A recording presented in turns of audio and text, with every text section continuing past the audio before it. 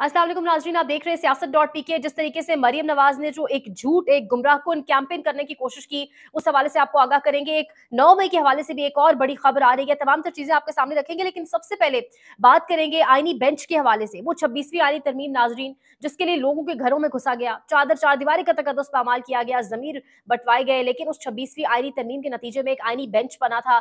आज उस आईनी बेंच ने बाज़ाब्ता तौर के ऊपर, उस 6 रुकनी बेंच ने पहली समाअत की और उसको आप कह लें हेड किया, चेयर किया जस्टिस अमीनुद्दीन खान ने। हुकूमत के फेवरेट, हुकूमत के चोजन, हुकूमत के पसंदीदा जस्टिस अमीनुद्दीन खान ने। लेकिन जो कोर्ट रिपोर्टर्स मतीउल्लाह जान और असद तूर और तमाम तर लोग जो इस वक्त कोर्ट का अहवाल बता रहे हैं, अगर वो आपके सामने रखें तो वो कह रहे हैं इससे कबल ऐसा लग रहा था कि जस्टिस याया आफरीदी गालिबन कोई फ्रूट या सब्जी की रेडी लगाकर बैठे हुए थे सुप्रीम कोर्ट ऑफ पाकिस्तान के अंदर, क्योंकि आज बाकायदा तौर पर एक माहौल था सुप्रीम कोर्ट ऑफ पाकिस्तान में और आज एक सिक्योरिटी थी, एक लग रहा था कि कोई चीफ जस्टिस समाअत कर रहा है। एक और मजे की बात ये कि अमीनुद्दीन खान साहब खुद को कहते हैं हेड ऑफ कॉन्स्टिट्यूशन बेंच, जबकि आइन उनको कहता है सीनियर मोस्ट जज, लेकिन उन्होंने अपने अपने नाम के साथ लगाया हुआ है हेड ऑफ कॉन्स्टिट्यूशन बेंच। आज जो ये समाअत हुई, वैसे तो ये समाअत लाइव होनी चाहिए थी ताकि पूरा पाकिस्तान देखता, पूरा पाकिस्तान ये जान पाता कि आखिर वो फेवरेट जस्टिस अमीनुद्दीन खान आखिर उनकी आईनी मामलात के ऊपर ग्रिप कितनी है, आखिर वो कितना आईनी मामलात को बेहतर तरीके से जानते हैं, कितना कॉन्स्टिट्यूशन को बेहतर तरीके से जानते हैं और क्यों उनको इस बेंच का इस सरबरा बनाया गया बाकायदा तौर पर, और क्यों उनका नाम शुरू से सामने रखा जा रहा था। लेकिन समाअत तो खैर लाइव नहीं होती, 6 रुकनी बेंच समाअत करता है। हेड ऑफ कॉन्स्टिट्यूशन बेंच जो खुद को कहने वाले अमीनुद्दीन खान साहब है, वो इसको हेड कर रहे होते। होता क्या है, ये आईनी बेंचेस इसलिए बनाए गए थे क्योंकि हमेशा से ये कहा जाता रहा कि आईनी बेंचेस जो हैं उनके बनाने के पीछे मकसद ये कि बहुत सारे केसेस ज़ेर इल्तवा हैं, बहुत सारा बैकलॉग पड़ा हुआ है, जिसकी वजह से आईनी बेंचेस बनाए गए हैं। लेकिन आज आप अंदाजा लगाएं, जस्टिस याया आफरीदी साहब ने जो कॉज लिस्ट जारी की थी, हमारे चीफ जस्टिस ऑफ पाकिस्तान, वो सिर्फ बराए नाम शायद चीफ जस्टिस रह गए। और तभी कहा जाता है कि इस्लामाबाद में बैठे एक सिविल जज से ज्यादा ताकत, याया आफरीदी से ज्यादा ताकत सिविल जज के पास है, क्योंकि याया आफरीदी ने जो कॉज लिस्ट जारी की थी उसको कैंसिल करके आज अमीनुद्दीन खान साहब ने अपनी कॉज लिस्ट जारी की और उसके ऊपर केसेस की समाअत हुई। 3 केसेस गालिबन आज सुने गए, जिसमें पहला केस माहौलियाती आलूदगी के ऊपर था, जिसमें दूसरा केस गालिबन काजी फायद साहब को बलूचिस्तान हाई कोर्ट का चीफ जस्टिस क्यों लगाया गया उनके ऊपर था, और उसके बाद तीसरा केस गालिबन उस इलेक्शन की किसी दरखास्त के ऊपर था जो इलेक्शन हो चुके, जिस इलेक्शन के नतीजे में तरमीम भी हो चुकी, तरमीम के नतीजे में आईनी बेंच बन चुका, जिसके बेनिफिशियरी खुद आज बैठ कर तमाम तर चीज सुन रहे थे। यानी एक मजाक, एक भोंडा मजाक अवाम के साथ जो किया गया, अदालती निजाम के साथ जो किया गया, वो हमारे सामने लाइव होता तो अवाम बेहतर तरीके से जान पाती। लेकिन ये आज सारा अहवाल था कोर्ट के अंदर से जो निकल कर सामने आया है, और तमाम जो आम साइलिन है उनके केसेस को, बेशक उनके केसेस भाड़ में जाए, उनके केसेस को साइडलाइन करके, और जो कहा जाता रहा कि बैकलॉग कम करने के लिए किया गया, उसकी दरअसल असलियत ये थी 3-4 माह लग जाते हैं अगर एक आम साइल का केस लिंगर ऑन हो जाए। तो तमाम तर कोर्ट रिपोर्टर्स इस बारे में बता रहे हैं कि फिर उसके 3-4 माह बाद तक भी सुनवाई नहीं होती। लेकिन ये इस वक्त आम आवाम को इस तरीके से डील किया जा रहा है। मरियम नवाज शरीफ, कल का दिन शरीफ खानदान के लिए बड़ा मुश्किल, बड़ा कठिन था अगर कहा जाए। कल जिस तरीके से ख्वाजा आसिफ, नवाज शरीफ, मरियम नवाज, इन सब के साथ जो कुछ होता रहा, अक्सर हम सुनते हैं ना कि दुनिया और आखिरत में जलालत, मुझे लगता है उसकी ये चलती फिरती लाइव मिसाल है। इससे ज्यादा क्या जलालत हो सकती है कि आप कहीं बैठकर खाना ना खा पाए, आप कहीं से गुजर ना पाए। यहाँ पर तो आप वो बड़े बड़े प्रोटोकॉल्स उनसे निकलते नहीं है, और अगर आपको कोई एक लफ्ज कहते तो फिर जो कुछ उस बेचारे के साथ होता है। लेकिन वहां पर जिस तरीके से लोगों ने आप लोगों का वेलकम किया, मरियम नवाज साहिबा मुल्क से बाहर इस वक्त हैं, जब पंजाब के अंदर स्मोक की जो सूरत हाल है, लेकिन उन्होंने कहा कि मुझे बाकायदा तौर पे हमने बहुत सारे लोगों से सुना भी कि कहा गया कि गालिबन मरियम नवाज को कोई मूजी मर्ज या कैंसर जैसा कोई मर्ज लाक है। मरियम नवाज ने कल इसके हवाले से क्लैरिफिकेशन जारी की और उन्होंने कहा कि मुझे ऐसा कोई बीमारी नहीं है, मुझे कोई कैंसर वगैरह की बीमारी नहीं है, मुझे पैराथायरॉइड, उन्होंने एक बीमारी का नाम दिया, और उन्होंने कहा कि मुझे गालिबन ऐसी कोई बीमारी है। लेकिन उसके ऊपर बाकायदा तौर पर अब कुछ डॉक्टर्स ने उसका एक बाकायदा कहा जाएगा पोस्टमार्टम करना शुरू कर दिया है। और इस यहाँ पर अगर आपके सामने एक ट्वीट रखेंगे, डॉक्टर वकास नवाज गालिबन, उन्होंने बाकायदा तौर पे एक बड़ा डिटेल्ड, आप कहें इस तिब्बी, ये जो एक लफ्ज है इसके ऊपर बड़ा डिटेल के साथ एलाबोरेट किया है,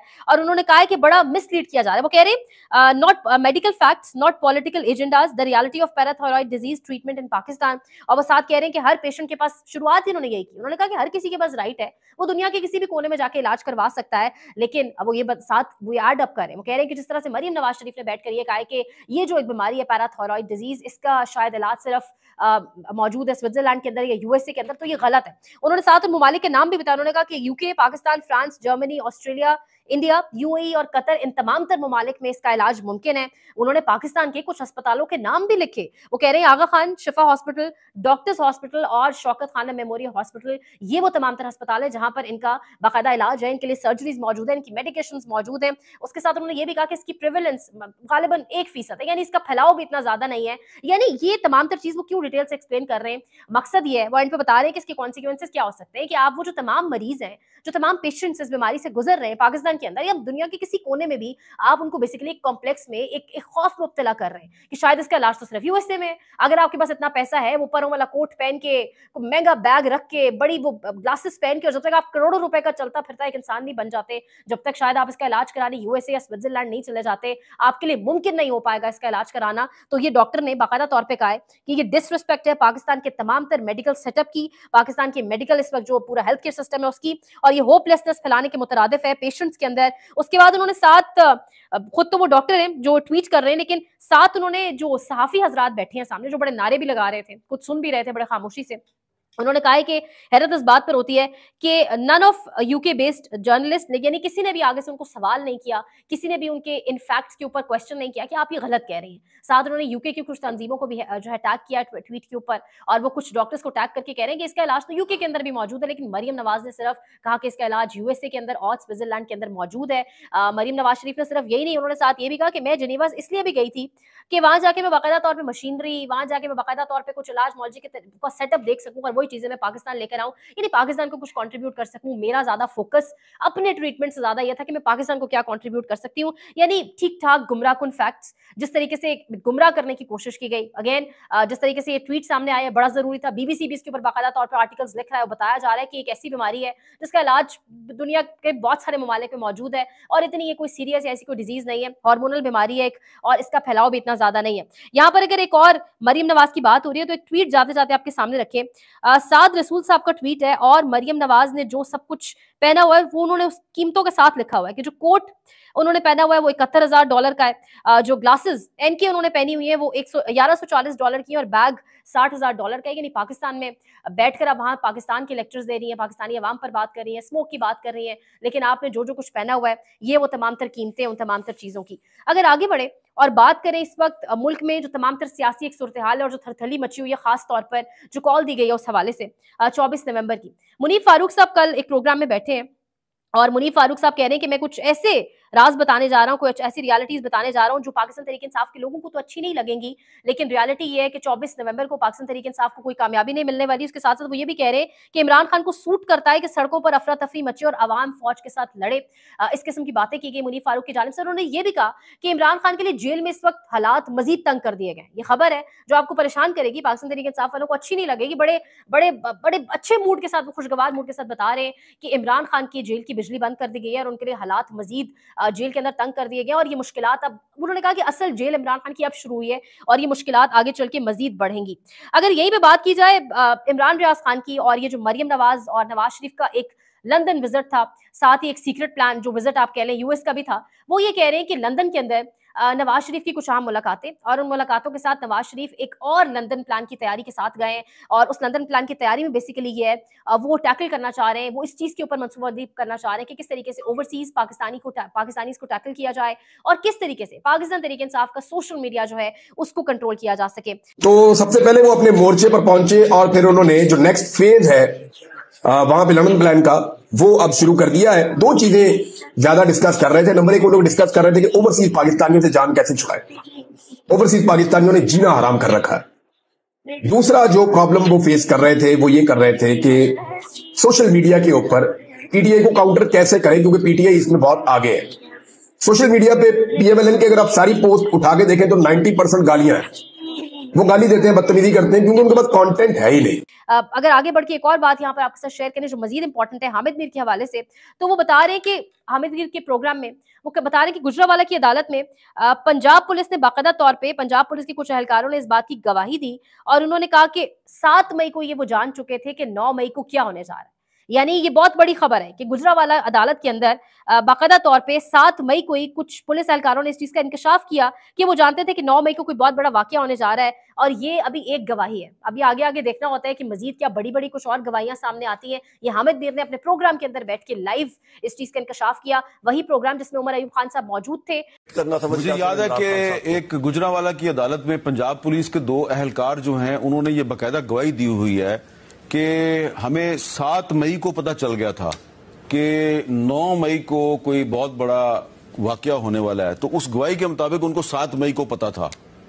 तो वो ये जस्टिफाई कर रहे हैं कि ये जो हमने बहुत से जो रहनुमा हैं तहरीक इंसाफ के, इनको मुख्तलिफ शहरों में जो नॉमिनेट किया उसकी वजह यह है कि हमें 7 मई को पता था कि 9 मई को कुछ होने वाला है। चले और उमर अयूब खान साहब से जब हामिद मीर ने पूछा कि कुछ खबरें ऐसी आ रही हैं कि पाकिस्तान तहरीक इंसाफ के अंदर जोर जबरदस्ती के साथ कोई फॉरवर्ड ब्लॉक बनवाने की तैयारी है, जिसके ऊपर उमर अयूब खान साहब ने कहा कि फॉरवर्ड ब्लॉक बनाया जा रहा है और मैं बरमला इजहार करता हूं कि पाकिस्तान की इंटेलिजेंस एजेंसीज इसमें इन्वॉल्व है। फॉरवर्ड ब्लॉक बनाने की एक कोशिश की जा रही है और जोर जबरदस्ती से लोगों को, हमारे एमएनएस को कहा जा रहा है कि आप अपना रास्ता बदलें, और जब वो नहीं ये करते तो उनके खिलाफ बाकायदा तौर पर मुकदमात किए जाते हैं। और जब एक जानिब ये तमाम तर चीजें, फॉरवर्ड ब्लॉक की कोशिशें नाकाम हो रही है, मुनीफ फारूक जैसे हवालदार लोगों से, अपने डाकिए सहाफियों से खबरें चलवाई जाती हैं, वो कामयाब नहीं होती, तो फिर एक ये यहाँ पे एक और तज्जिया है। हारून रशीद साहब की जानिब से खबर है, वो कह रहे हैं कि इमरान खान को एक और पेशकश की गई है और कहा गया है कि आपको फौरी रिहाई दे देते हैं, बस आप घर बैठे रहें और खामोश रहें। खान साहब कैसे खामोश रह सकते हैं? तो बिल्कुल ऐसे है जैसे आपने आतिशदान में बहुत सी लकड़ियां डालें,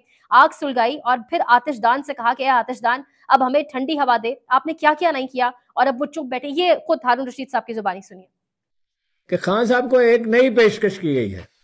अब तक तो ये था कि मुल्क से बाहर चले जाएं 2 साल के लिए और खामोश रहें वहां पे, और जाहिर है वो सऊदी अरब उसकी डेस्टिनेशन होती, जो मुझे ऐसा लगता है, या बरतानिया होती। मुझे ऐसा लगता है कि जो लोग ये मनसूबाबंदी कर रहे हैं वो ना हालात को का सही उन्हें इदराक है, ना वो इस आदमी के मिजाज को समझते हैं जिससे उनका वास्ता है। जनाब अली करमुल्ला वजू ने फरमाया था, लोगों के अंदर उनके रुझानात की तरफ से दाखिल होने की कोशिश करो। मेरा ख्याल है कि कम्युनिकेशन की साइंस पे इस एक फिक्रे में कोई इजाफा नहीं किया जा सकता, ये उसका अहम तरीन हिस्सा है। अब जिस आदमी से बात करनी है आपने, आप उसे कहते हैं कि भाई रिहाई, फौरी रिहाई, पेशकश ये रिहाई और फौरन रिहाई। पाकिस्तान में इस वक्त सबसे बड़ा मसला बोलने का है। पाकिस्तान में बोलने नहीं दिया जाता, जुबानें खींच ली जाती हैं, डर है, खौफ है, टेरर है। पाकिस्तान का मीडिया मुकम्मल तौर पर कंट्रोल्ड है, वेल मैनेज्ड है, एक मैसिव सेंसरशिप है। इसी तरह का दबाव पाकिस्तान में सियासत.pk भी फेस कर रहा है, जिसे पाकिस्तान भर में गुज़श्ता कई महीनों से मावरा आइन, मावरा कवानीन मुकम्मल तौर पर बंद कर दिया गया है, मुकम्मल तौर पर बैन कर दिया गया है। सियासत.pk की नशरियात को लिमिटेड करके पाकिस्तान में छोड़ दिया गया है। तमाम तर कानूनी मुआवजे के ऊपर आवाज उठाई गई, दस्तक दी गई, लेकिन हर तरफ से खामोशी है, सन्नाटा है, कहीं पर कोई सुनवाई नहीं है, कोई सुनने को तैयार नहीं है। लेकिन इसका हल क्या है? क्या खामोश हो जाए? क्या सवाल ना करें? क्या मालूमात आप तक ना पहुंचाएं? क्या इंफॉर्मेशन आप तक ना पहुंचाएं? मालूमात भी पहुंचेगी, इंफॉर्मेशन भी पहुंचेगी, सवालात भी उठेंगे, लेकिन अब आपने रोल प्ले करना है, आपने अपना किरदार अदा करना है। और छोटा सा एक प्रोसीजर है, प्रोसेस है, उसके बाद आप अपना किरदार अदा करें और हमारी मदद करें। पहले आपने यह करना है कि हमारे यूट्यूब चैनल को सब्सक्राइब करना है, उसके बाद ज्वाइन के बटन के ऊपर जाना है, क्लिक करके हमारा मेंबर बनना है। या फिर दूसरा ऑप्शन यह है कि आपने वीडियो की डिस्क्रिप्शन में जाना है, वहां पर पैट्रियन का लिंक मौजूद होगा, उस लिंक के ऊपर क्लिक करें और हमें सपोर्ट करें, हमारा हिस्सा बने, हमारी ताकत बने। ख्याल रखिएगा। अल्लाह हाफिज।